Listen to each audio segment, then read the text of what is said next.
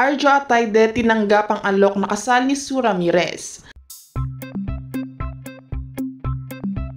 Sa isang nakakagulat na kontrobersyal na balita, si Sue Ramirez ay nag-propose kay Arjo Atayde sa isang intimate at pribadong event. Ang biglaang proposal na ito ay nagdulot ng matinding reaksyon mula sa publiko, lalo na mula sa mga tagahanga ni Arjo at ng kanyang asawa na si Maine Mendoza. Ayon sa mga saksi, si Sue Ramirez ay lumuhod at nagdeklara ng kanyang pagmamahal kay Arjo Atayde sa harap ng kanyang malalapit na kaibigan at pamilya. Ang eksenang ito ay puno ng emosyon at sorpresa, lalo na para kay Arjo na tila hindi inaasahan ang ganitong klaseng pahayag mula kay Sue. Ang mga naroon ay nagulat at hindi agad nakapagsalita matapos ang proposal. Sa kabilang banda, si Maine Mendoza, na kasal kay Arjo Atayde, ay hindi nagustuhan ng pangyayari.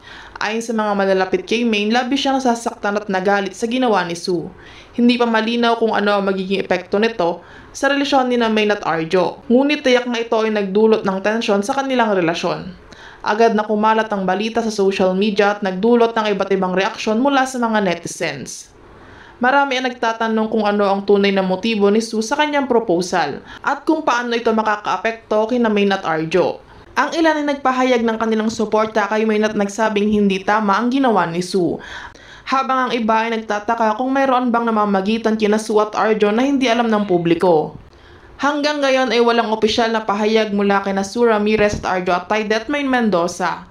Ang kanilang mga tagahanga at ang publiko ay naghihintay ng kanilang mga salita upang mas maunawaan na nangyayari at kung ano ang susunod na hakbang ng bawat isa.